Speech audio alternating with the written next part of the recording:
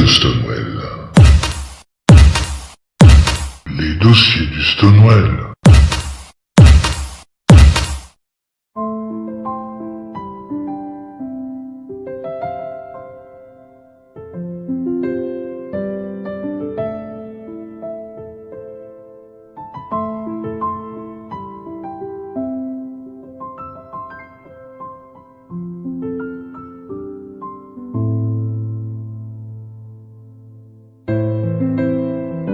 Hey Gabi, pourquoi dans les mœurs, les hommes sont considérés supérieurs aux femmes? Depuis des siècles, ces idées infondées existent.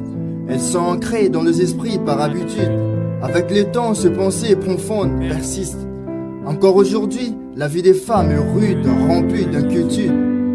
C'est un combat quotidien et récurrent qui laisse être à sa mère, autant physiquement que psychologiquement. Malgré toutes ces évolutions superflues, petit à petit, les mentalités progressent, mais la lutte continue. Hey Camille, pourquoi les femmes devraient-elles rester à la maison? Certains pensent que c'est une obligation, faire le ménage, la vaisselle ou toutes ces tâches ingrates.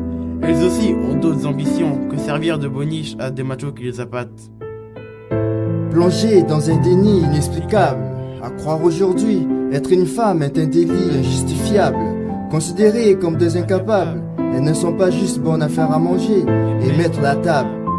Hey Gabi, pourquoi les femmes sont les plus victimes de violences et d'agressions que les hommes? Certains hommes sont violents envers leurs femmes et leurs enfants. Coupables d'actes répugnants, ils ont tendance à se sentir dominants. Pourtant, elles ont raison d'exprimer leur mal-être. Pour eux, elles ont toujours tort et ils ne veulent pas l'admettre. Bloqués sur leur position, ils sont dans des délires choquants à court de solutions. On a tous nos qualités et nos défauts. Qu'on soit homme ou femme, on est tous égaux. Eh bien, bonsoir à toutes et à tous, chers auditeurs. Merci de nous rejoindre sur Radio Stonewall en ce dimanche 8 mars, journée des droits de la femme. Alors ce soir, dans les dossiers du Stonewall, nous aurons l'occasion de revenir sur cette journée spéciale avec un sujet qui abordera l'évolution de la cause féminine, de la condition féminine. Et avec moi ce soir, comme chaque semaine, nous retrouvons Pilou au micro. Et puis, qui donc que mieux qu'une femme en cette journée des droits de la femme pour nous rejoindre à l'antenne? Nous retrouvons donc Adeline, la Benjamine de l'équipe, pour débattre sur le sujet. Alors, bonsoir Adeline, bonsoir Pilou. Bonsoir. Bonsoir, comment allez-vous depuis ce matin? Eh ben, très très bien. On a digéré les petits croissants, on a digéré le petit café, et puis on a abordé donc ce dimanche de Journée des droits de la femme en toute sénérité, avec impatience de se retrouver donc pour ce soir. Je sais pas pour vous, mais c'est un sujet donc qui nous tient à cœur à toutes et tous. Donc voilà. Donc la journée internationale des droits de la femme est célébrée le 8 mars et trouve son origine dans les manifestations de femmes au début du XXe siècle en Europe et aux États-Unis, réclamant l'égalité des droits, de meilleures conditions de travail et le droit de vote. Elle a été officialisée par les Nations Unies en 1977, invitant chaque pays de la planète à célébrer une journée pour les droits de la femme. Alors c'est une journée de manifestation à travers le monde, l'occasion de revendiquer l'égalité, de faire un bilan sur la situation des femmes dans la société. Traditionnellement, les groupes et les associations de femmes militantes préparent des manifestations partout dans le monde pour faire aboutir leurs revendications, mais aussi améliorer la condition des femmes et fêter les victoires et les avancées. Donc la première journée nationale des femmes a eu lieu le 28 février 1909 aux États-Unis, suite à une déclaration du Parti socialiste américain. Le National Women's Day sera célébré donc chaque dernier dimanche de février jusqu'en 1913. Pour rendre hommage aux différents mouvements menés pour des droits des femmes et acquérir de nouveaux droits comme le droit de vote, l'idée de créer une journée internationale des femmes a été discutée lors de la deuxième conférence internationale des femmes socialistes à Copenhague en août 1910 à l'initiative de Clara Zetkin. Créatrice de la revue pour femmes Die Gleichheit, donc l'égalité, elle proposa une journée annuelle dédiée aux droits de la femme dans le but d'acquérir dans un premier temps le droit de vote. 100 femmes provenant de 17 pays composaient cette assemblée et cette idée fut adoptée donc à l'unanimité. C'est l'année suivante, le 19 mars 1911, que la première journée internationale des femmes a eu lieu. De grandes manifestations en faveur du droit des femmes furent organisées en Europe, notamment en Allemagne, en Suisse, en Autriche ou encore au Danemark, ainsi qu'aux États-Unis. Les nombreux rassemblements réunissant 1 million de femmes et d'hommes avaient pour but d'obtenir un certain nombre d'avantages dont bénéficiaient déjà les hommes, c'est-à-dire le droit de vote, le droit de pouvoir occuper des postes dans la fonction publique, le droit de travailler, mais aussi le droit à la formation professionnelle. C'est en 1917 que fut fixée la date du 8 mars comme journée des femmes. C'est à cette date que de nombreuses femmes russes manifestèrent contre la guerre et aussi pour l'obtention de plus de denrées alimentaires. Lénine décréta en 1921 le 8 mars comme date officielle du jour dédié aux femmes en Russie, qui sera ensuite retenue pour la manifestation mondiale. Alors en France, cette date fut adoptée tardivement. C'est arrivé par le président de la République, François Mitterrand, en 1982. À l'échelle mondiale, chaque journée des femmes aborde un thème précis, fixé par l'ONU et donnant lieu à de nombreux débats. Donc on reviendra sur le thème de cette année. Le Comité international de la Croix-Rouge, ce qu'on appelle le CICR, fait de même que l'ONU et propose chaque année d'étudier les questions touchant les femmes. Le 8 mars, différentes manifestations en rapport avec la femme sont organisées à travers le monde. En France, par exemple, a lieu des concerts, des spectacles, des marches, des défilés, des événements sportifs ou encore des expositions qui sont proposées à travers tout le territoire. L'appellation de cette journée est aussi remise en cause afin de la nommer Journée internationale pour les droits des femmes. Les thèmes abordés sont souvent le combat pour l'égalité entre hommes et femmes, la mise en avant de femmes ayant réussi dans les domaines professionnels et variés, l'histoire des femmes, etc. L'édition 2020 donc de la Journée internationale des femmes célébrée aujourd'hui a pour thème « Je suis la génération égalité, levez-vous pour les droits des femmes ». Ce thème coïncide avec la nouvelle campagne plurigénérationnelle d'ONU Femmes, Génération Égalité, qui marque le 25e anniversaire de la déclaration et du programme d'action de Beijing. Adopté en 1995 lors de la 4e conférence mondiale sur les femmes tenue à Beijing en Chine, le programme d'action de Beijing est considéré comme la feuille de route la plus progressiste en matière d'autonomisation des femmes et des filles partout dans le monde. 2020 est une année charnière pour la promotion de l'égalité des sexes dans le monde, puisque la communauté internationale évalue les progrès réalisés en faveur des droits des femmes depuis l'adoption du programme d'action de Beijing. En dépit de certains progrès, la communauté internationale s'accorde à reconnaître que la situation de la plupart des femmes et des filles dans le monde évolue, mais alors extrêmement lentement. L'année 2020 constitue l'occasion inespérée de susciter une action d'envergure mondiale pour parvenir à l'égalité des sexes et au respect des droits fondamentaux pour toutes les femmes et les filles. Alors si tous les êtres humains naissent libres et égaux en dignité et en droit, pourquoi parler plus spécifiquement des droits des femmes ? Eh bien, parce que, contrairement aux engagements pris, aucun État n'a encore complètement traduit les faits ni la Convention des Nations Unies sur l'élimination de toutes les formes de discrimination à l'égard des femmes, ni la Déclaration sur l'élimination de la violence à l'égard des femmes, ni encore la Convention du Conseil de l'Europe sur la prévention et la lutte contre la violence à l'égard des femmes et la violence domestique, dite Convention d'Istanbul. Aussi, s'appuyant sur ces textes essentiels, c'est un devoir pour de nombreuses femmes de soutenir la lutte des femmes pour leurs droits fondamentaux dans le monde entier.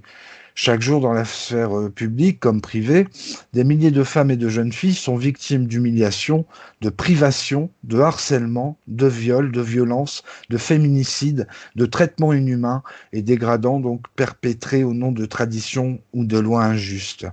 Les meurtres de femmes donc, pour sauver l'honneur de la famille, sont parmi les conséquences les plus tragiques et illustrent de façon la plus criante la discrimination profondément ancrée et admise dans certaines cultures à l'encontre des femmes et des filles.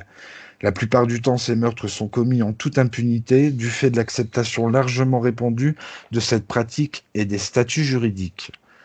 Les mariages précoces et forcés volent leur enfance à des milliers de filles, conduisent à la déscolarisation, à des grossesses non désirées, à des situations de profonde détresse. L'interdiction absolue ou l'extrême restriction de l'interruption volontaire de grossesse ôte la possibilité de choisir d'avoir ou non un enfant et oblige les femmes à recourir bien souvent à des avortements illégaux et risqués pour leur vie. Dans certains pays, suite à une fausse couche, par exemple, des femmes sont jetées en prison parce qu'elles sont soupçonnées d'avoir avorté. Plus de 200 millions de femmes ont été victimes de mutilations génitales féminines. Les femmes qui se battent pour les droits, donc le droit des femmes ou droits humains en général, sont souvent la cible, plus encore que les hommes, d'une répression accrue. Qu'il s'agisse de défendre des droits des femmes dans les conflits armés, avant, pendant ou après leur parcours migratoire, ou de dénoncer l'impunité, ces femmes n'ont de cesse d'agir au quotidien dans le cadre d'un travail d'enquête, de plaidoyer auprès des décideurs, de travail presse et éventuellement de campagnes de sensibilisation et mobilisation. Sur un grand nombre de thématiques, donc porter cette problématique des droits des femmes est abordée et mise en avant. Le statut et la condition de la femme ont subi beaucoup de changements au fil des siècles. Cette évolution dans le temps est le fruit de plusieurs facteurs. Tout d'abord, voyons la condition de la femme au cours de la Seconde Guerre mondiale pour ce qui en est en France. Donc à cette époque, la majorité des lois visaient la protection du cercle familial au détriment de l'épanouissement de la femme. En effet, la seule raison d'être une femme était la procréation. Pour encourager les femmes, des prix étaient décernés à celles qui faisaient le plus d'enfants. C'est également pour les encourager que la fête des mères, la fête des mères est devenue nationale en 1941. L'avortement était considéré comme un crime de haute trahison et en ce qui concerne l'éducation, elle était sexuée. Les filles étaient uniquement formées en couture, en repassage, en lavage et en cuisine. Alors en 1942, les femmes de 18 et 35 ans qui n'ont pas d'enfants légitimes étaient contraintes au travail obligatoire pour l'effort de guerre. Abordons maintenant donc ce qui en est de la femme et des droits politiques. En 1848, le suffrage masculin était en vigueur en France. Les femmes n'étaient pas éligibles et ne pouvaient donc pas voter. Il a fallu tout un siècle de revendications pour que le suffrage universel soit inscrit dans l'ordonnance du 21 avril 1944. Bien que le droit de vote et l'éligibilité soient accordés aux femmes, elles ont eu beaucoup de mal à trouver leur place. En effet, elles étaient quasiment absentes dans les partis politiques, ce qui diminue leurs chances d'exercer ce droit. L'univers de la politique est donc resté masculin au lendemain de la guerre. La volonté d'instaurer une parité dans ce secteur s'est fait sentir en 1999, donc bien plus tard, avec le vote de la loi sur l'égalité des sexes. Par la suite, la situation a davantage évolué au profit de la femme, surtout avec la loi complément du 6 juin 2000. Elle oblige les partis politiques à présenter 50% de femmes lors des élections. Enfin, abordons le sujet de la femme, de la maternité et la sexualité donc au XXe siècle. Avec le temps, la sexualité de la femme s'est peu à peu dissociée de la procréation grâce au mouvement féministe. Le XXe siècle a consacré la conquête du droit de la femme à disposer de son corps, de faire usage de méthodes contraceptives et d'avorter au besoin. On remarque maintenant l'augmentation des naissances hors mariage et que le mariage devient un choix personnel qui se base sur l'amour. L'émergence aussi des familles monoparentales, ainsi que l'égalité des droits parentaux en termes d'obligations financières et d'éducation. On note par ailleurs la diminution des mariages et l'augmentation des divorces et que la maternité est un choix. Il faut également préciser qu'avec l'éducation qui est devenue mixte, plusieurs lois ont été votées dans le but de les aider à concilier au mieux la vie familiale et la vie professionnelle. Voilà donc un petit résumé de l'histoire de l'évolution de la condition de la femme. Notez quand même qu'aujourd'hui, l'émancipation de la femme est quasiment une réalité et l'égalité homme-femme est de plus en plus au cœur des combats du siècle pour la gente féminine. Alors, quels sont les droits de la femme ? Eh bien, tout d'abord, le droit de vote, mais aussi le droit à l'intégrité et à l'autonomie corporelle. Le droit d'exercer une fonction publique et celui de travailler à salaire égal, à compétence égale à celui des hommes. Le droit à l'éducation et les droits parentaux. Le droit de servir comme militaire, le droit à la sécurité et à la liberté de vivre à l'abri du sexisme et des violences. Le droit à l'égalité devant la loi, le droit de travailler, le droit à la propriété, au mariage, mais aussi les droits religieux. Enfin, le droit de passer un contrat et le droit à la liberté de vivre à l'abri du rôle et des genres stéréotypés. Les droits des femmes n'ont réellement commencé à évoluer en France qu'il y a seulement quelques décennies. Alors maintenant, je vous propose un bref rappel sur les 2 derniers siècles de l'évolution des droits des femmes. En 1791, Olympe de Gouges rédige la Déclaration des droits de la femme et de la citoyenne. Donc suite à 1789, on en parlait ce matin dans l'émission, donc la femme a eu le droit à la reconnaissance de citoyenne. En 1792, la loi permet le divorce par consentement mutuel. Le Code civil prévoit que le mari doit protection à la femme doit obéissance à son mari en 1804. En 1850, la création obligatoire d'écoles de filles dans les communes de 800 habitants, c'est ce qu'on appelle la loi Fallou. En 1876, Hubertine Auclair fonde la société Le Droit des femmes qui soutient le droit de vote pour les femmes. En 1903, donc on se souvient, Marie Curie qui reçoit le prix Nobel de physique. En 1920, la loi assimile la contraception à l'avortement qui est considéré comme un crime. L'uniformisation des programmes scolaires masculins et féminins donc, et création d'un baccalauréat unique en 1924. La suppression de la capacité juridique de la femme mariée en 1938.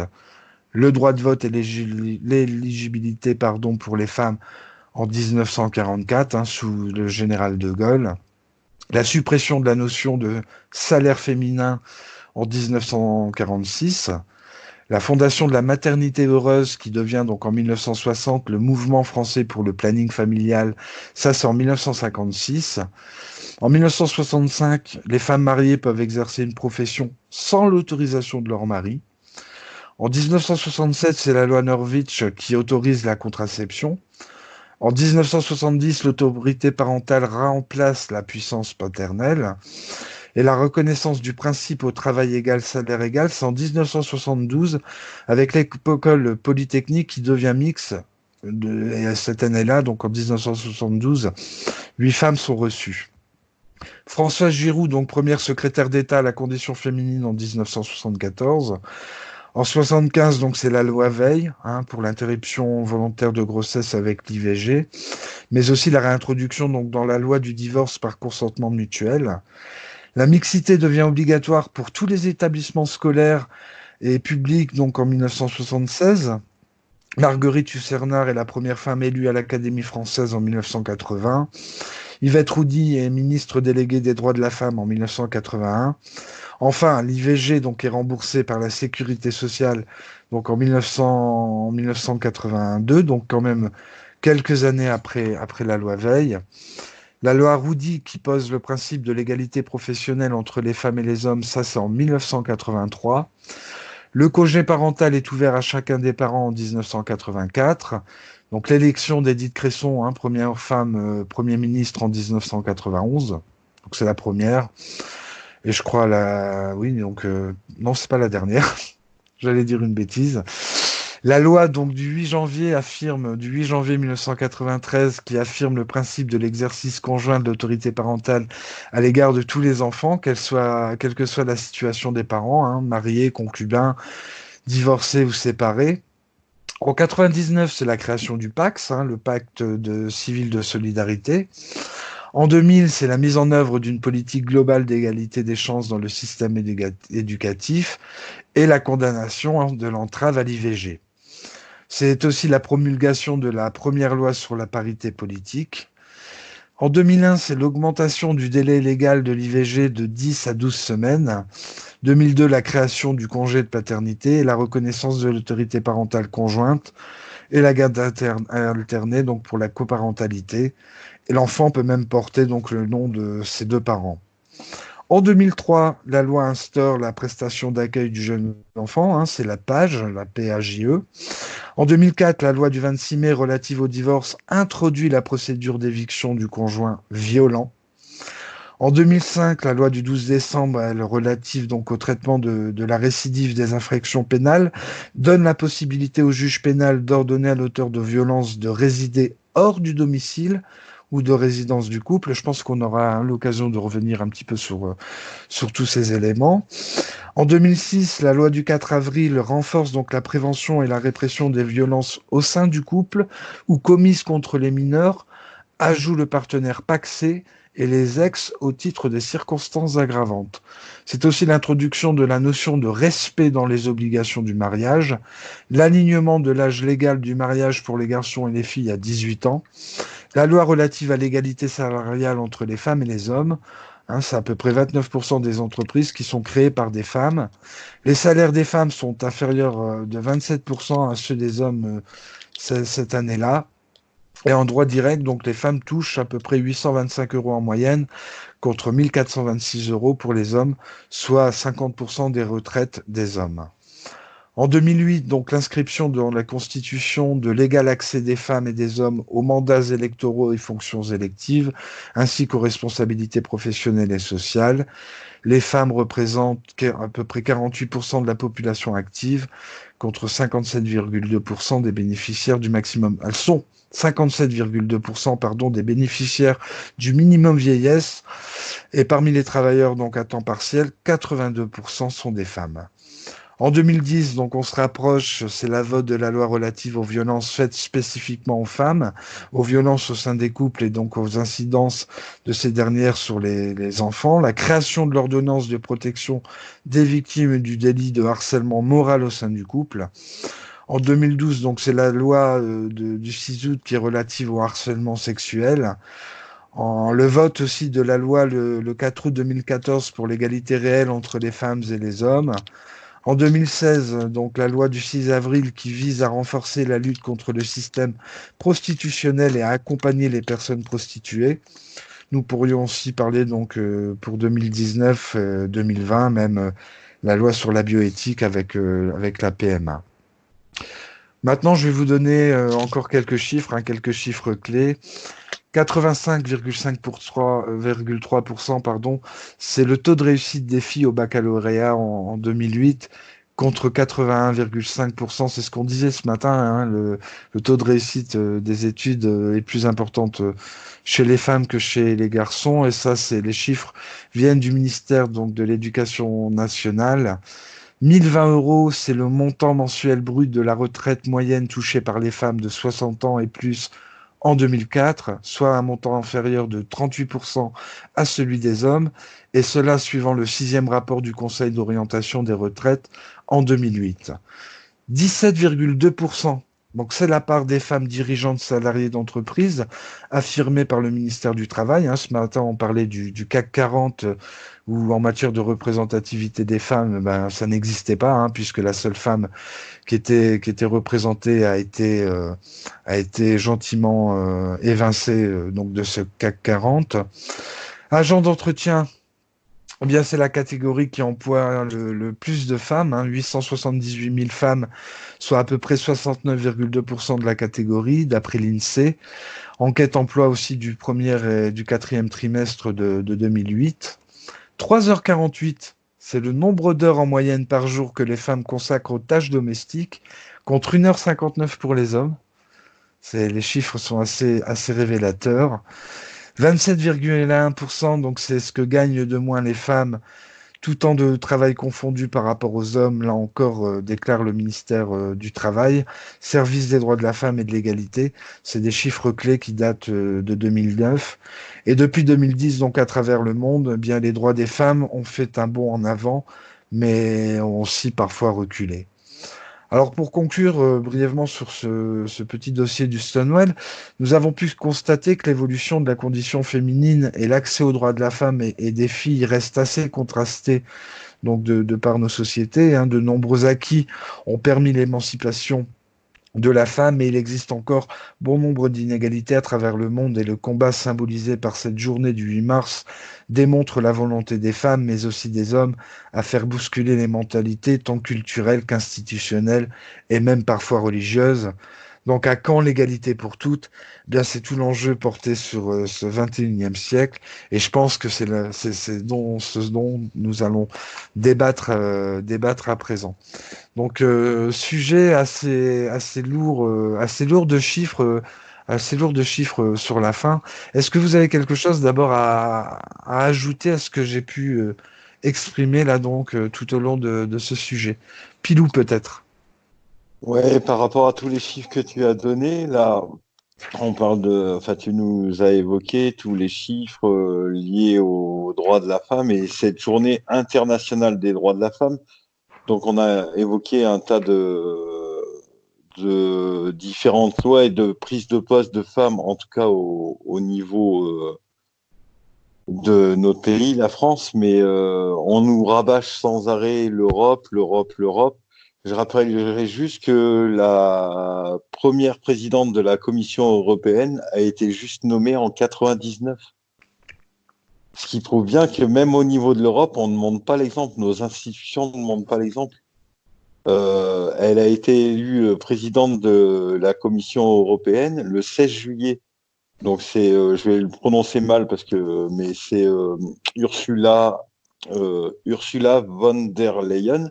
Von Je veux der dire, Leyen, ouais, ouais, c'est un événement qui est passé à peine 3 lignes sur toutes les chaînes d'infos, alors que c'est un événement majeur. Je veux dire que l'Union européenne montre l'exemple.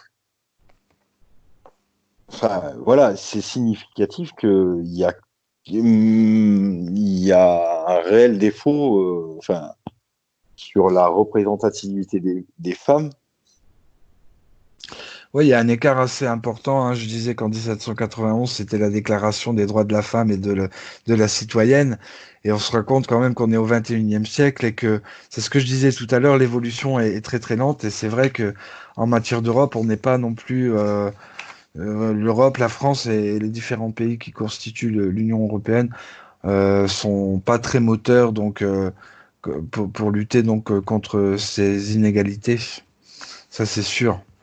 Ben, c'est pas moteur. Je veux dire, on nous rabâche la mondialisation, enfin, l'Europe des peuples. Si l'Europe est juste faite pour nous infliger des taxes et des, je veux dire, enfin, là, je m'exprime en mon nom, mais l'Europe, elle doit être aussi pour, et surtout, pour être un levier solidaire et de faire avancer les droits pour, enfin, en tout cas sur le territoire européen, de tous ses citoyens. Oui, c'est ça. Et donc, ouais, on a vu hein, donc cette évolution lente par rapport à ces droits de la femme. Je reviens donc sur le droit de vote et d'éligibilité. On est en 1944. On est en 1944 et je disais que la première femme ministre en France, c'était en 1991. Donc entre 1944 et 1991, il s'est quand même passé un paquet d'années. Hein, on remarque quand même que les choses prennent du temps. Rien que le fait que les femmes mariées peuvent exercer donc une profession sans l'autorisation de leur mari, on est en 1965. C'est pas si vieux que ça. C'est pas si vieux que ça. Ah non, c'est pas vieux du tout. Enfin, 65, ça veut dire que, enfin, moi je suis né en 73, ça veut dire que ma mère a vécu cette période-là. Oui, on est vraiment, c'est vraiment pas très loin. Ça- à l'échelle de l'humanité, mais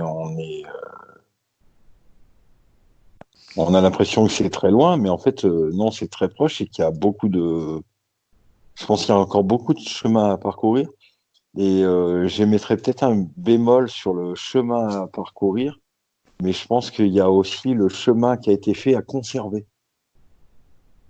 Oui, c'est ça, c'est aussi Parce le que fait de.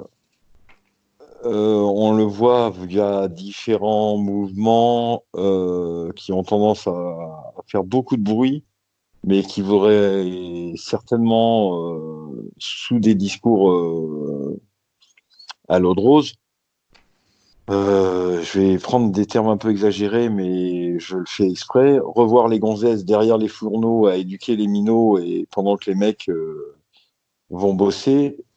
Je pense que certaines structures qui ont de grandes bouches médiatiques et même ont ce discours-là actuellement. La reprise de la liberté du corps de la femme, enfin, je vais pas revenir sur. Mais voilà, je pense que les droits, enfin, l'égalité qui a été acquise, c'est pas forcément de l'acquis à vie. Donc, il faut continuer à se battre pour que ça perdure, quoi. Oui, bah oui. C'est ça. En revenant sur la journée donc internationale de la femme, on a parlé notamment donc c'est quand même un sujet qui est assez récurrent. C'est sur la violence faite aux femmes et on voit hein, que c'est en 2004 hein, de mon souvenir. Je vérifie quand même. Oui, c'est en 2004 que la loi donc relative au divorce introduit la procédure d'éviction du conjoint violent. Jusqu'alors, ce n'était pas le cas. Donc c'est pareil, 2004, c'est pas très loin. Et à travers le monde, donc on se rend compte que ce n'est pas un acquis pour ça dans certains pays du monde où les femmes continuent donc à subir ces violences et à être sous le joug de leurs compagnons. Alors, je ne sais pas si vous aviez, Adeline, peut-être si tu avais quelque chose à dire par rapport à ces violences qui peuvent, et qui sont toujours d'actualité d'ailleurs, hein, puisque la loi existe, mais dans l'application, ça reste quand même assez compliqué. Donc, si tu avais quelque chose à dire par rapport aux violences qui peuvent être faites aux femmes, puisque tu es une femme. C'est pas le fait d'être une femme ou pas, mais c'est le fait qu'en fait, les femmes ne sont pas forcément écoutées et prises au sérieux quand on va voir les autorités.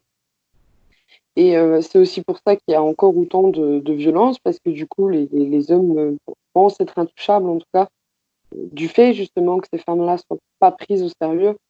Euh, c'est quand même important que, normalement, la police ou la gendarmerie puisse prendre en compte les plaintes de ces femmes-là. Le problème, c'est qu'il y a aussi beaucoup de femmes qui vont porter plainte et qui enlèvent la plainte par la suite, mais tout simplement parce que derrière leur conjoint exerce une pression par la menace. Et c'est vrai que du coup, il y a encore beaucoup de problèmes vis-à-vis de ça. Ce qui fait qu'au final, les femmes actuellement sont encore beaucoup soumises à leur mari. Et ils ont trouvé le système pour avoir la soumission de la femme au final. Mais on l'a vu pourtant, malgré cela. Donc on a vu, hein, par rapport à la loi du 4 avril 2006, qui renforce donc la prévention, la répression des violences au sein des couples, eh bien, malgré que des lois ont été votées, eh bien ça règle pas forcément le problème de ces violences au sein des couples. Le problème, c'est que en général, quand une femme va aux autorités pour porter plainte, déjà, c'est des hommes qu'elles ont en face d'elles. Donc, c'est déjà difficile de se faire comprendre par un homme, puisque les hommes, bon, il y a aussi des hommes qui sont violentés par des femmes, hein, je ne peux pas le cacher, mais c'est vrai qu'un homme a tendance à moins prendre ça au sérieux, alors que il y a quand même beaucoup de femmes par an qui décèdent dû au coup qu'elles subissent par leur mari. Oui, c'est ce qu'on Oui, parlait. Oui, vas-y, je te laisse parler, Pilou, excuse-moi, je te coupe la ouais, parole. non, c'est ce qu'on évoquait c'est ce qu'on a évoqué un peu ce matin quand je faisais le point du triste compteur des féminicides. Mais oui, après, tu parlais de violence conjugale inverse, enfin, en tout cas de violence conjugale sur des hommes. Je crois que c'est la directrice chez DFF que tu as reçue l'autre jour qui disait que ça représentait 2% des violences conjugales. Enfin, mais voilà. Et là où je rejoindrai Adeline, c'est que oui, malheureusement, dans les services où on peut porter plainte, on est reçu par des officiers qui sont pas forcément formés pour recevoir de telles plaintes.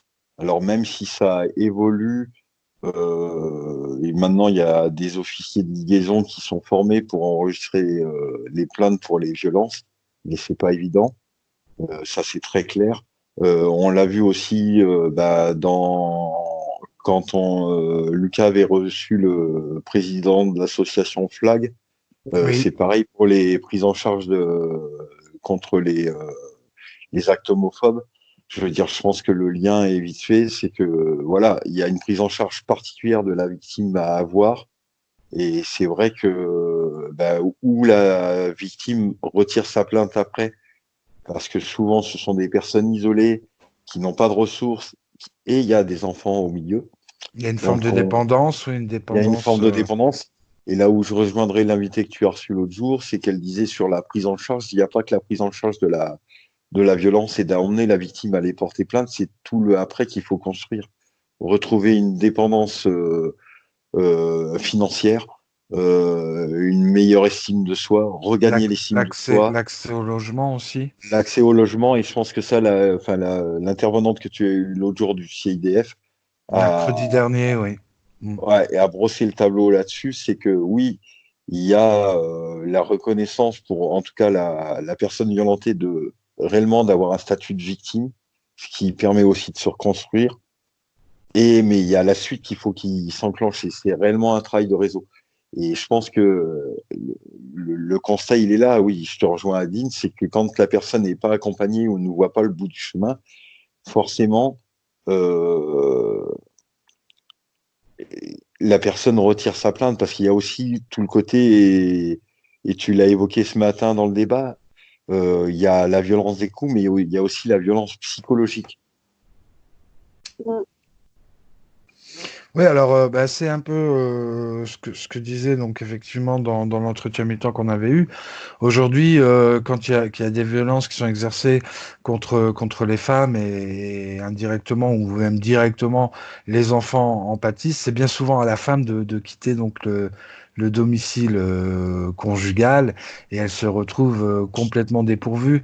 D'où l'intérêt quand même d'avoir des partenaires sociaux qui puissent prendre en charge ces victimes, mais ça reste psychologiquement pas évident pour une femme et ses enfants quand elles se retrouvent sur la rue, dans la rue avec trois sacs et un couffin, quoi. Et encore, si la victime a eu le temps de prendre 3 sacs, je pense que ça doit se produire plus d'une fois où la victime, pour ne pas mourir, part comme ça, sans papier ni rien, se retrouve à la rue, si elle a encore son téléphone, fait le 115 pour atterrir dans un hébergement d'urgence. Mais voilà, il faut refaire tous les papiers ou être accompagné par la gendarmerie pour retrouver ces papiers qui sont enfin, ce qui était le domicile conjugal, mais on sait qu'on y est en danger. Donc voilà, enfin, j'en parle sans même pouvoir l'imaginer. Et j'ai déjà mal au bide rien que le fait d'y penser. Donc, Oui, Adeline, je crois que tu voulais rebondir là-dessus. C'est-à-dire qu'à l'heure actuelle, je trouve qu'il n'y a pas encore suffisamment de structures pour accueillir justement ces femmes qui au final quittent le domicile, ne savent pas vraiment où aller. Et c'est vrai qu'il y en a certaines qui n'ont aucune famille. Dans ces cas-là, c'est difficile de pouvoir se sortir de là. Parce que s'il n'y a pas de point de chute et s'il n'y a pas de soutien derrière, effectivement, psychologiquement, c'est déjà une situation difficile à supporter, mais c'est encore pire quand on est seul. Oui, Et il y a peut-être aussi un problème d'information. Les femmes ne sont peut-être pas assez informées sur les différents types d'accompagnement qui peuvent leur être aussi proposés, peut-être. oui, c'est possible aussi, effectivement. Ça vient tout doucement, c'est comme le reste, hein. Ça vient, mais il faut du temps pour que les femmes, elles sachent qu'il y a des associations qui existent et qui peuvent être là pour les aider en cas de besoin. Voilà. Donc là c'était pour parler des violences, on parlait des violences conjugales. On va peut-être revenir aussi sur le monde du travail. J'ai donné quelques chiffres très, très rapidement. 29% des entreprises sont créées par des femmes. Elles restent quand même assez minoritaires. Le salaire des femmes inférieur de 27% par rapport à ceux des hommes. Je disais que même au niveau des retraites, une femme touche 825 euros en moyenne contre 1426 euros pour les hommes, soit à peu près 50% des retraites des hommes. Là encore, il y a une inégalité. Je ne sais pas ce que vous en pensez, mais la femme n'est pas encore assez représentative, tout au moins sur certains postes dans le milieu du travail. On en parlait un petit peu ce matin, mais on peut peut-être quand même rebondir là-dessus ce soir. Pilou, je sais que tu aimes t'exprimer sur ce genre de sujet. non, je rappellerai juste parce que là, ce qu'on a évoqué il y a 2 minutes, c'est souvent que les femmes savent pas où s'adresser. Je rappellerai juste le numéro qui avait été mis en place, c'est le 3919. Oui, le numéro dédié à 4 chiffres qui est gratuit pour les femmes qui sont victimes de violences, en tout cas pour donner un signalement. Je dis pas que c'est la panacée, mais voilà. Après, pour revenir à la place de la femme dans le milieu du travail, oui, c'est compliqué. Je pense que l'évolution de carrière est fortement compliquée. Bien que tu le rappelais sur la création des entreprises, ça représente à peu près un quart de la création des entreprises, c'est ça, le chiffre? C'est ça, oui, c'est ça. Oui. Un quart des entreprises. Alors je sais pas si ce qui en découle, c'est qu'il y a peut-être plus en tout cas, de femmes qui ont des idées, mais qui sont peut-être pas suivies sur le financement ou pas pris au sérieux, ou de peur qu'il y ait une carrière interrompue avec des grossesses, je sais pas. Ouais, on est à 17,2% hein, des parts de femmes dirigeantes salariées en entreprise. Et ça, c'est les chiffres du ministère du Travail qui remontent quand même à 2007. Donc, je pense quand même que depuis, il y a eu très peu d'évolution. Et on retrouve bien souvent les femmes dans certaines catégories de travail. On en parlait rapidement ce matin. Là, je parlais par exemple vraiment la place de la femme hein, en tant qu'agent d'entretien. Je disais les chiffres tout à l'heure, hein, c'est 69,2% de la catégorie, donc 878 000 femmes qui occupent ce poste. Donc, on en parlait ce matin. Bien souvent, la femme est reléguée dans le monde du travail aux tâches, reproduisent donc tout au moins les tâches qu'elles peuvent accomplir au sein de la maison. Alors, j'ai donné les chiffres tout à l'heure et je trouve ça l'écart quand même assez énorme entre les 3h48, alors je ne sais pas combien de secondes, mais en tout cas, le chiffre est assez parlant, 3h48 hein, en moyenne donc que les femmes consacrent aux tâches domestiques à la maison contre contre 1 heure pardon 59 pour les hommes. Il y a là encore un pas à faire des hommes vers les femmes pour qu'elles puissent trouver leur épanouissement entre leur vie de femme et leur vie en tant que et leur vie professionnelle. Adeline, je pense qu'en tant que femme travailleuse et mère de famille, tu as certainement quelque chose à rajouter. Alors, je ne sais pas comment ça se passe avec ton compagnon. C'est peut-être pas représentatif des chiffres que je viens de donner. Enfin, en tout cas, ça reste une moyenne. Pas représentatif, c'est-à-dire que lui est au travail. Donc c'est vrai que quand il rentre du travail, il n'a pas forcément envie. Après, Ça veut dire que effectivement, alors, ça veut dire que la femme a envie. non, non plus. Mais dans la société, c'est encore resté gravé où c'est la femme qui s'occupe des enfants, c'est la femme qui s'occupe du repas et c'est la femme qui s'occupe du ménage. Et c'est vrai que cette image-là de la femme restera gravée dans la tête, ça ne pourra pas évoluer. Le partage des tâches, il est compliqué. Pour un homme, quand on lui demande de faire le balai, limite, on a l'impression qu'on lui a mis des épines dans les pieds et qu'il n'arrive plus à marcher. Ouais, c'est certainement un peu ça. Mais qu'est-ce qui Ouais, peut... mais alors, Oui. juste là, ça me fait un peu bondir. Alors, Azine est en train de nous expliquer, grosso modo, inconsciemment, depuis des générations, on aurait mis une espèce d'ADN mental comme quoi la femme devait assurer les tâches domestiques.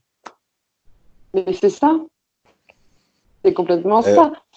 Car dans les années 60, les femmes restaient à la maison, l'homme était au travail pour assumer les parties financières et la femme devait assumer les besoins de l'homme, mais également les besoins de l'enfant et les besoins de la maison. Et c'est comme ça depuis toujours. Et actuellement, il y a encore des hommes qui pensent comme ça et qui réagissent comme ça. Alors, selon toi, qu'est-ce qui pourrait faire évoluer les mentalités, d'après toi? Juste une prise de conscience, ça serait déjà un grand pas. D'où l'intérêt peut-être de ces manifestations et de cette journée des droits de la femme. J'espère que ça fait écho quand même dans l'esprit des hommes. Et je pense que les chiffres qu'on a apportés ce soir pourront peut-être faire aussi écho à tous les auditeurs qui nous écoutent, les auditeurs et les auditrices en tout cas. Donc on Je voit hein, rappellerai juste, je vais donner juste quelques chiffres parce que tu espères que ça fasse écho dans la tête des hommes. Enfin, l'écho, j'aime pas bien ça parce qu'en fait, c'est un bruit qui rebondit comme une balle de flipper mais qui s'arrête jamais. Et là, il faut que ça s'arrête, je dirais. Je rappellerai juste que les chiffres en France, en moyenne, une femme sur 10 est victime de violences au sein de son couple, que les statistiques sur les dernières années, enfin sur les 5 dernières années, c'est une femme qui meurt tous les 3 jours en France, des violences dues à son compagnon ou son ex-compagnon. oui. C'est quand même des chiffres assez éloquents et que on veut montrer l'exemple à l'échelle de la planète et il y a à peine 9,8% des pays qui sont gouvernés par des femmes sur notre planète.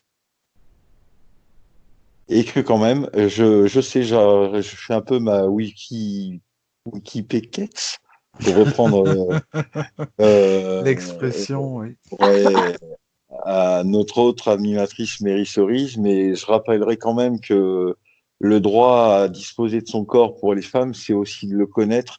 Et que sur notre planète, il y a 25% de la population des filles, enfin des filles de moins de 18 ans qui ne savent même pas qu'elles possèdent un clitoris.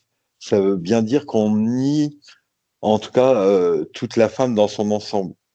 Oui, on parlait Et, de mutilation aussi tout à l'heure. et ouais, et que forcément, ça, déjà à la base, les données sont tronquées dans la mentalité des gens, quoi.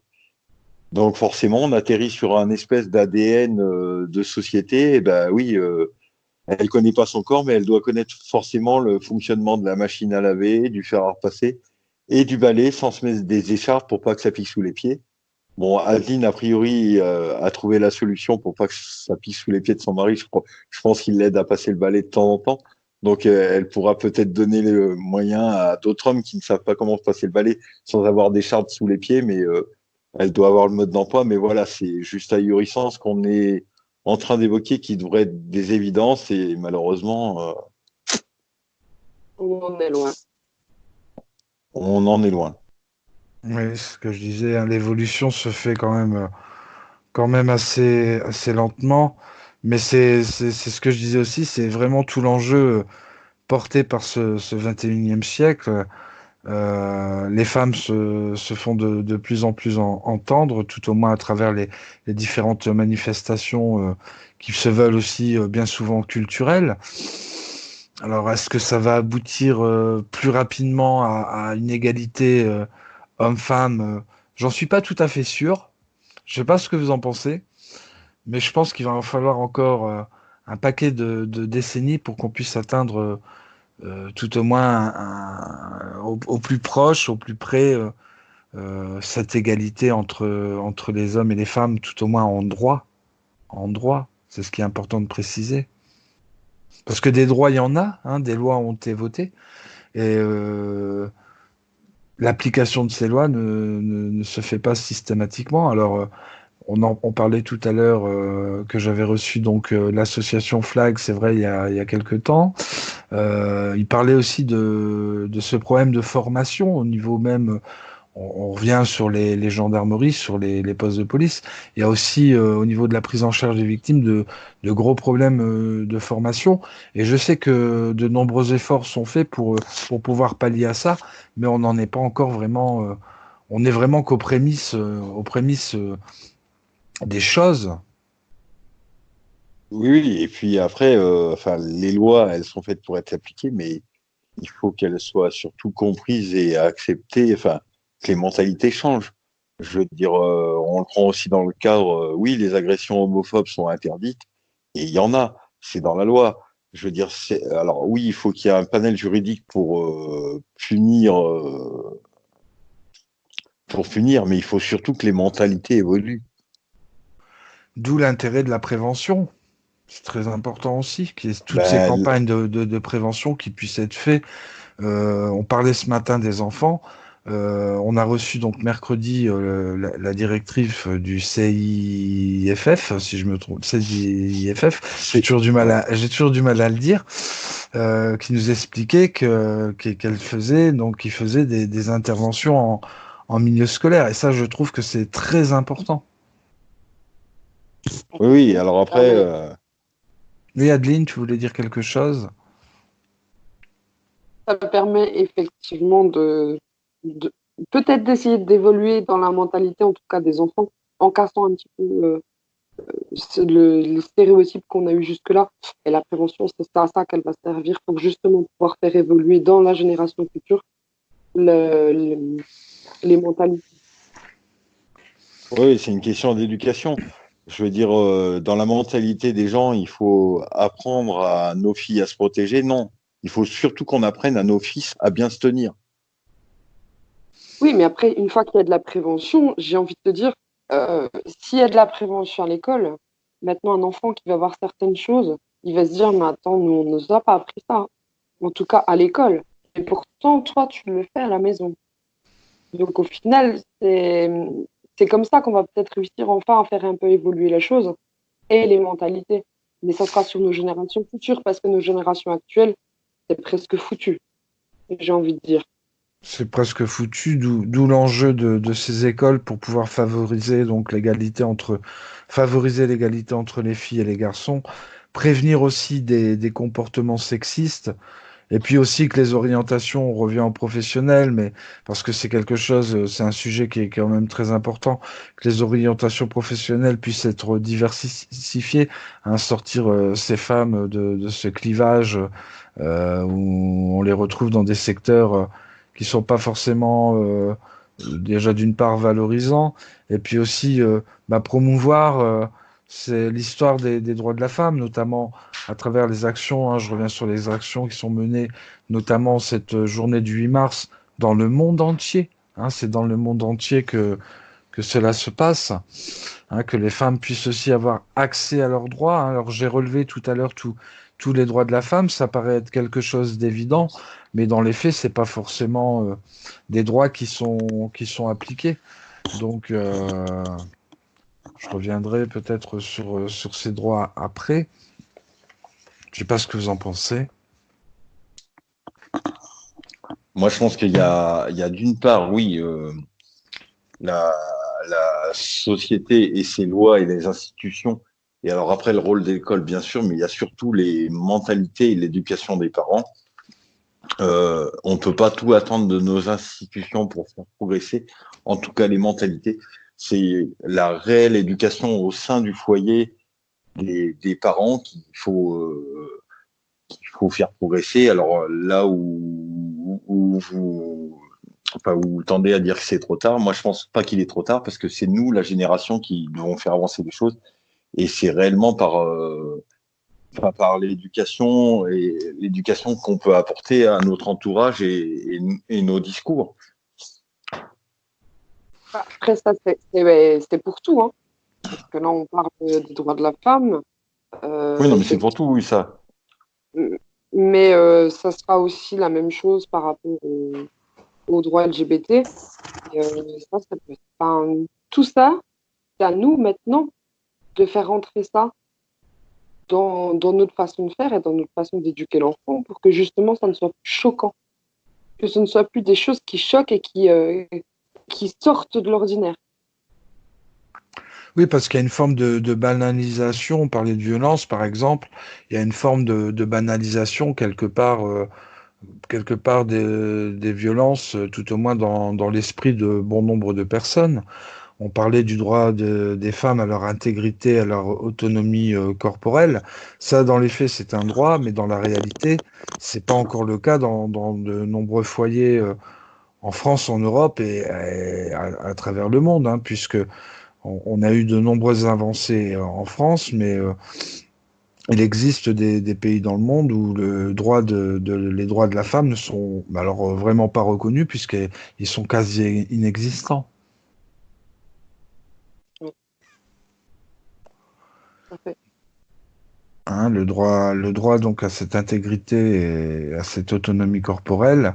Il y a de nombreux pays, on parlait tout à l'heure de violence, de mutilation, où culturellement parlant, c'est ancré dans les mentalités.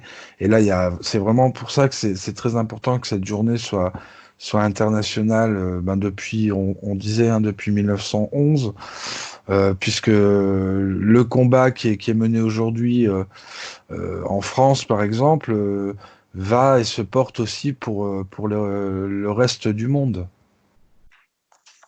Après, la Forcément, oui. mutilation, J'ai pas compris ce que tu as dit, excuse-moi. je disais que la mutilation, ça reste une pratique horrible, autant psychologique que physique, hein, parce que la femme, après, on lui enlève une partie d'elle-même, mais en plus de ça, elle a plus aucun plaisir. Et ça devrait même plus exister. Enfin, c'est des méthodes moyenâgeuses. Et malheureusement, dans certaines cultures et dans certains pays, c'est encore trop existant. Heureusement, il y a certaines associations qui, à l'heure actuelle, se battent pour ça. Et il était temps que ça bouge un petit peu. Malgré tout, c'est encore trop court. C'est encore trop gros, mais parce qu'on ne reconnaît pas au droit de la femme ce plaisir, puisque dans la mentalité, la femme est là, on revient sur ce qu'on disait ce matin, on se répète un petit peu, mais la femme est là pour procréer, tout simplement, procréer et assumer ses tâches domestiques à la maison, pendant que l'homme jouit pleinement de la vie. Et tout à l'heure, vous parliez des chiffres. Oui, il y Mais a au beaucoup de final, chiffres, hein, ça fait beaucoup à entendre, hein, moi, c'est vrai. l'INSEE, je sors des chiffres de tout ça. Je parle juste des chiffres de la vie courante. Un homme va partir au travail et faire sa journée de 8 heures. Une femme va faire sa journée de 8 heures. Mais à côté de ça, elle aura encore les enfants, la maison, la, la popote, mais également le ménage, ce qui fait qu'elle rajoute au moins 5 heures. Elle rajoute au moins 5 heures. Puis il y a l'éducation des enfants, l'accompagnement à la scolarité, par exemple. Oui, oui, les devoirs, ils peuvent prendre énormément de temps. Au final, effectivement, on est encore loin de l'égalité, puisque c'est vrai que même si ça s'était partagé, à la place de 5 heures pour la femme, il y aurait 2 heures et demie chacun. Il y aurait un peu plus de temps pour le couple. Et il y aurait une moins grande fatigue de la femme qui aiderait probablement au niveau du couple et au niveau des conditions de travail, hein. Donc on revient aussi sur les droits à la sécurité et à la liberté de vivre. Cette liberté de vivre, elle doit être mutuelle. Je te rejoins là-dessus. Tant pour l'homme que pour la femme, tout simplement, cette liberté de vivre. Et c'est un droit constitutionnel aujourd'hui. Mm. Oui, c'est un droit, mais un droit qui n'est pas dans les actes. Comme beaucoup de ces droits, hein, l'égalité devant la loi, on parlait du droit au travail. Alors aujourd'hui, la femme a le droit à la propriété, on en parlait tout à l'heure, au mariage, mais aussi le droit de passer un contrat. Mais tout ça, cette liberté de vivre à l'abri du rôle de genre stéréotypé, mais tout ça, dans les faits, ça reste encore assez compliqué. Alors peut-être pas pour le droit à la propriété au mariage, mais en tout cas, le droit à cette liberté de vivre, loin de ce rôle, on disait ce genre stéréotypé, ça reste quand même assez compliqué. Ouais, et je reviendrai juste par rapport à la place des femmes dans le monde. Ce matin, je trouvais plus le titre du film que je voulais vous évoquer Oui, de Yann Arthus Bertrand. Donc le film s'appelle tout simplement Woman. Euh, et Woman, en fait, c'est 50 pays avec 2000 témoignages de femmes euh, en version synthétisée, mais c'est comment savoir si un État progresse, si on y vit mieux. La place des femmes dans un pays, il a des indicateurs qui révèlent le mieux sa bonne santé. De manière plus large, elle symbolise peut-être notre capacité en tant qu'être humain d'accomplir des progrès incroyables en très peu de temps, mais aussi notre aptitude de régresser parfois tout aussi vite. Women répond à l'envie de regarder le monde avec les yeux d'une femme. De là, les interrogations ont commencé à affluer. Une petite fille à la grand-mère octogénaire, quelles sont les étapes qui rythment la vie d'une femme? Quels sont ses rêves, ses espoirs, ses pires craintes, ses blessures? Qu'attend-elle de la vie, de la société et des hommes? Donc voilà, il y a plein de témoignages de femmes, mais de divers pays, de diverses cultures, qui abordent tous les sujets. Et voilà, je l'ai pas encore vu, mais je vous conseille d'aller fortement d'aller le voir. Et moi, je vais aller le voir parce que je pense que là, il y a un panel une espèce de mosaïque de différentes couleurs, la teinture de tout ce qu'il peut y avoir comme diversité de femmes sur cette planète, et sans frontières, juste le discours brut avec le ressenti, voilà. Alors, et ce film, donc, il est sorti au cinéma ou alors il est accessible en Non, DVD? il sort au cinéma, il est sorti le 4 mars. Donc c'est un film de Yann Arthus Bertrand et d'Anastasia Mikovia. D'accord, donc on peut d'ores et déjà aller dans les grandes salles de Ouais. cinéma pour pouvoir aller Ouais. voir ce film. Et ben moi, je trouve que c'est très intéressant et ça me donne envie, effectivement, d'aller à la rencontre de toutes ces femmes. Alors, l'émission a passé quand même relativement assez vite, hein, comme d'habitude. On arrive au terme donc de ce dossier du Stonewall. Alors, avant de terminer, j'aurais voulu que Pilou nous apporte quelques précisions par rapport au programme. Là, on va passer à toute autre chose par rapport au programme de Radio Stonewall sur la semaine prochaine. Est-ce que tu peux nous annoncer d'ores et déjà les différentes émissions qui pourront nous être proposées? Alors, je sais déjà d'ores et déjà que le prochain dossier du Stonewall aura lieu donc dimanche prochain, hein, sur le thème du coming out, hein, je vous l'annonce par avance. Mais pour ce qui en est des autres émissions, cher Pilou, je t'écoute avec toute mon attention. Eh bien, je te remercie de me tendre cette perche. Justement, alors, comme le sujet de fin de semaine, on va dire, c'est le coming out, je vous propose alors la première émission, les archives de l'égalité seront en rapport légèrement avec le coming out. On reviendra sur la loi qui a dépénalisé l'homosexualité en France. On verra que c'est pas si récent, c'est pas si loin que ça, c'est même très récent. Et puis on retrouvera aussi les news du Stonewall. Oui, donc jeudi prochain à 20h. Ouais, Mary Cerise, notre Wikipékette, nous fera de nouveau partager une gourmandise. Alors c'est vrai que cette semaine, ça a été un peu chamboulé. Elle devait nous faire une gourmandise sur Serge Gainsbourg. Et comme vous avez pu le voir, elle nous a fait les petites gourmandises sur Oshi. Donc on retrouvera les gourmandises avec Serge Gainsbourg. D'accord.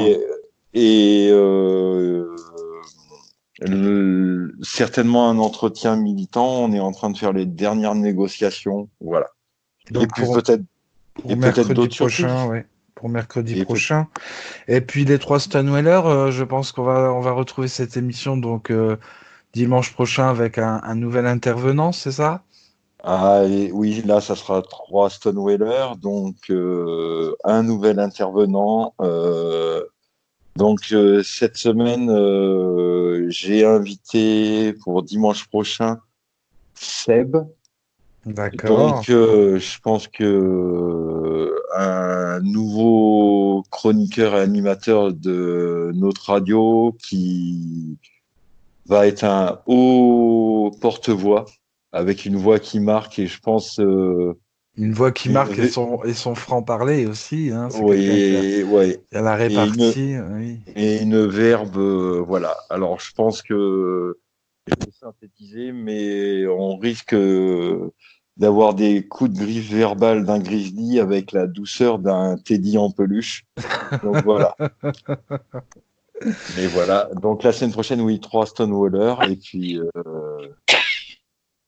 et puis peut-être d'autres surprises. Voilà, vous aurez le plaisir, en tout cas, de nous retrouver aussi sur l'application.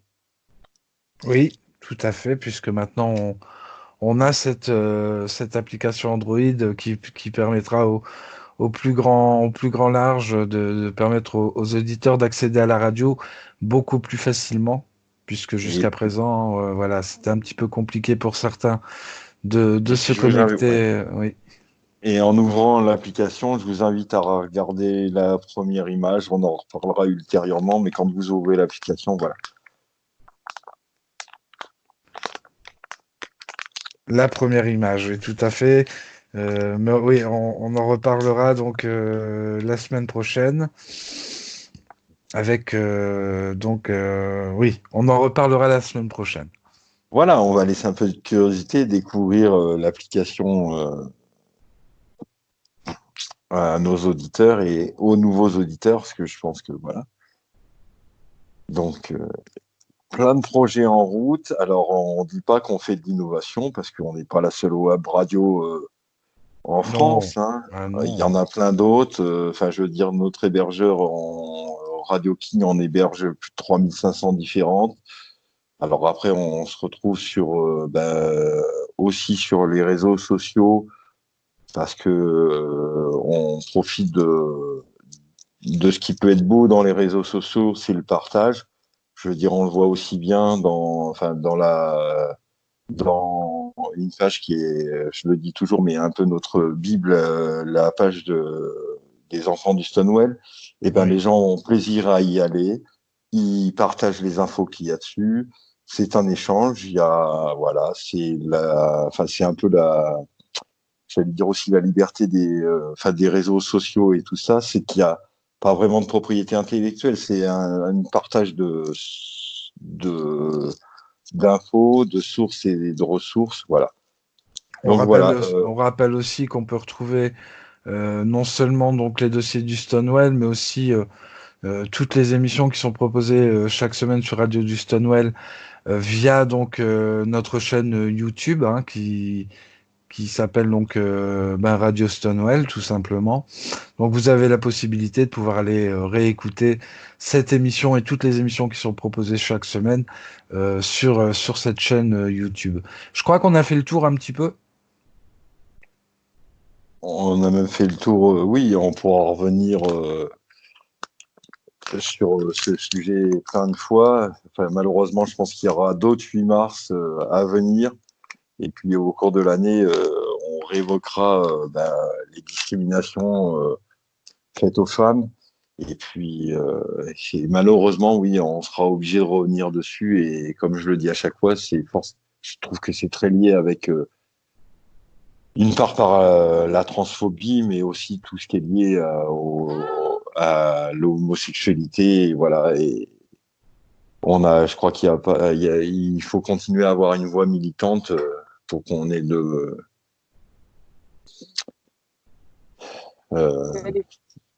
ouais. Ok, ben pour l'heure, on va se quitter avec une chanson qui s'appelle les droits de la femme. Alors moi, je vous propose de l'écouter. Et puis donc, pour nous, on se retrouvera donc la semaine prochaine donc avec un nouvel intervenant sur les dossiers du Stonewall. Hein. Je remercie tous les auditeurs de leur fidélité qui sont de plus en plus nombreux à nous rejoindre toutes les semaines. Et puis donc, je vous dis à bientôt Adeline. Donc sur d'autres émissions aussi, et notamment sur les dossiers du Stonewall. Et puis on se quitte en musique, donc avec les droits de la femme, tout simplement. Ça sera avec plaisir. Allez, on s'écoute ce morceau.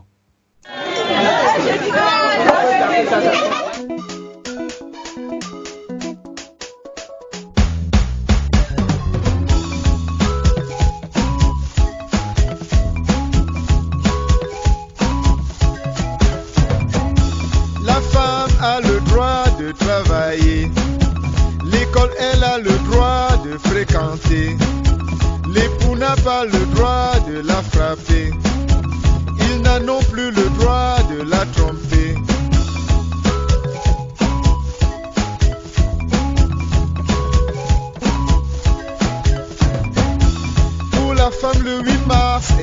l'occasion de diffuser ses revendications, de crier sa colère au monde entier, de prôner pour les sexes l'égalité.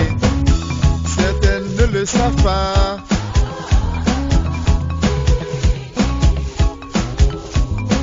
Elles boivent jusqu'à saouler.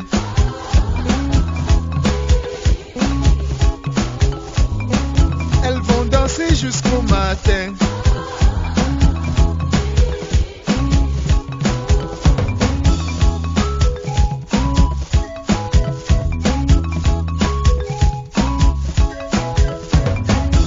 La gifle qu'une femme peut donner à son lapin, c'est de ne plus lui tendre la main. Et si l'époux vous manque de politesse, dites-lui qu'il portera la prochaine grossesse.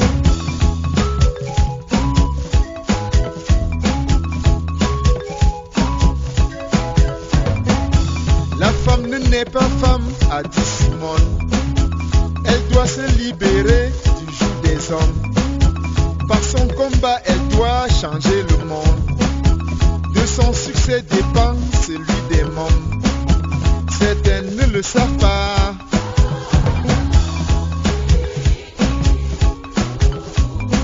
Elles boivent jusqu'à saouler.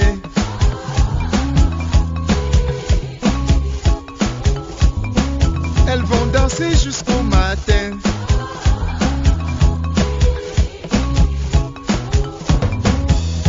Jam samedi, jam samedi, jam samedi, jam samedi. Menung, menung, menung.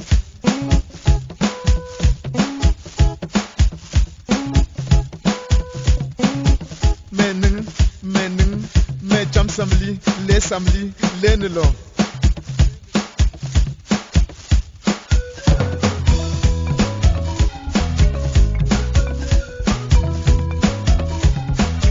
La femme est en danger, la femme est maltraitée, la femme est humiliée, elle est traumatisée. Ma chérie, viens, on reste, le mariage, on le teste, de grossesse par an, enfin l'homme s'en va. La femme est abusée, en guerre elle est violée, chez elle elle est frappée, au bureau harcelée.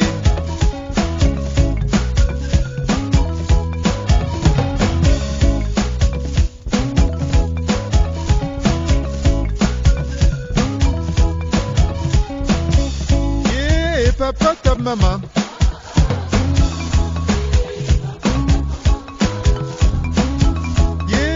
Papa, ta maman.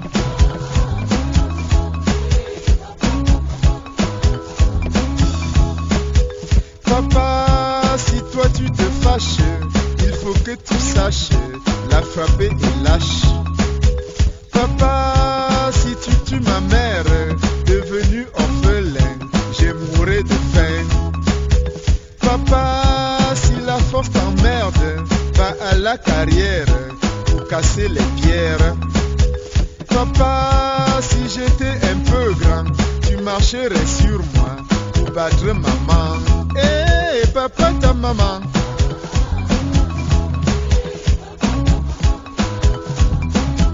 Eh, papa, ta maman.